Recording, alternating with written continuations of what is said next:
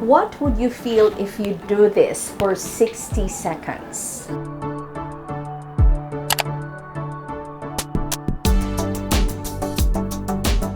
If you feel numbness in your thumb, your index, middle, and ring finger, that is indicative of carpal tunnel syndrome.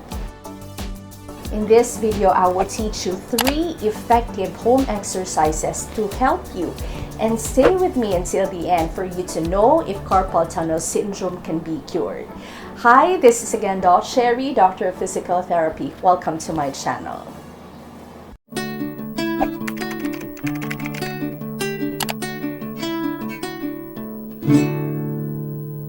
Carpal tunnel syndrome happens when the median nerve, the one that controls movement and sensation in your thumb, your index, middle, and ring finger, is impinged at the level of the wrist. These can be due to repetitive occupational hand activities like typing, computer use of vibrating tools, which can lead to nerve compression. Pregnancy, diabetes, and hypothyroidism can also put one at a greater risk of developing carpal tunnel syndrome. At home, what you can do is to use cold compress for 15 minutes in the wrist joint. This will help with the pain and inflammation, and this is especially helpful for the first 2 days. Do these 3 effective home exercises as well, in no particular order, but do it 4 to 5 times a week. These exercises have no contraindications, but when done consistently, this will significantly reduce numbness and pain and will increase patient's functional status. First is we do the ball hand exercises. We need a squeeze ball for this. This is very simple and very inexpensive. But this exercise can actually strengthen the muscles in your thumb, index, middle, and ring finger. And it will improve blood circulation in your hand, your wrist, and even in your forearm, which is needed for healing. You're just going to firmly squeeze the ball for 1 second and then let it go. You need to repeat this process for 1 minute. You can do this 2 to 3 times a day, and what's good with this is you can do it anytime.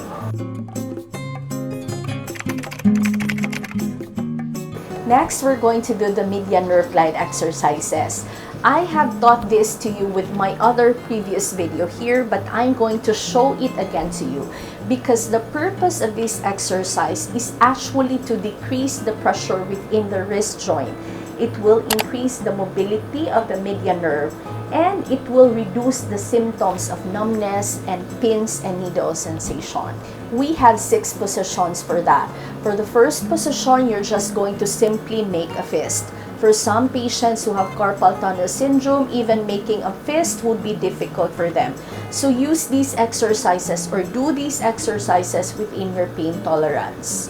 Maintain this position for 5 seconds. For the second position, you're going to maintain everything or put everything in neutral position. Maintain this position for 5 seconds. Third position is you're going to extend your thumb like this. It's as if it's pointing to you. Maintain this position for 5 seconds. And then for the fourth position, you're going to bend your wrist like this. Maintain this position for 5 seconds. Fifth position, you're just going to simply turn it around like this. It's as if you're going to put a tray down. So you need to maintain this position for 5 seconds. And lastly, using your other hand, you provide gentle pressure on your thumb. Maintain this position for 5 seconds. You need to do this exercise 2 to 3 times a day, at least 4 to 5 times a week. If you're confused, I'm going to attach a free PDF copy in the description box below. That will be your guide as you do your exercise at home. Our last exercise is called tendon glide exercises. This is important because it specifically works in the flexor tendons of your thumb, your index, middle, and your ring finger.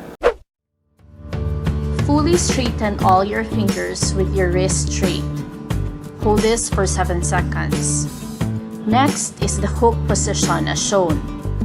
Again, hold this position for 7 seconds. Make a tight fist with your thumb over your fingers. Hold for 7 seconds.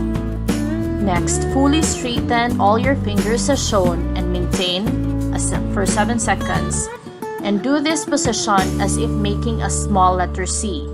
Hold for 7 seconds and bend your fingers at the middle joint, touching the fingers of your palm. Hold for 7 seconds. Besides these 3 effective home exercises, you can also use wrist splints. The purpose of wrist splints is to prevent bending of your wrist as you sleep, which will increase your symptoms. Actually, the use of splints can actually lessen symptoms for as much as 67%. One important thing that you should also remind yourself of is to prevent excessive bending and extension of your wrist like this to allow nerve healing. Modify your workstation if needed. Check the position of your wrist while you are in front of the computer because treatment is useless if you keep on aggravating the nerve. In majority of cases, conservative management like home exercises, physical therapy and rehabilitation, use of vitamin B complex supplementation, and the use of non-steroidal anti-inflammatory drugs to relieve pain and inflammation works well with carpal tunnel syndrome.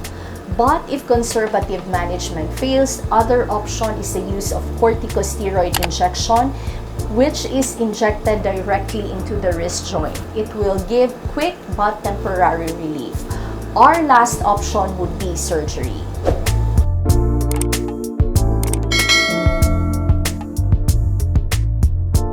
If you think that this video is helpful, I would really appreciate it if you can take only 1 second of your time to please click the like button below as your way of supporting this channel.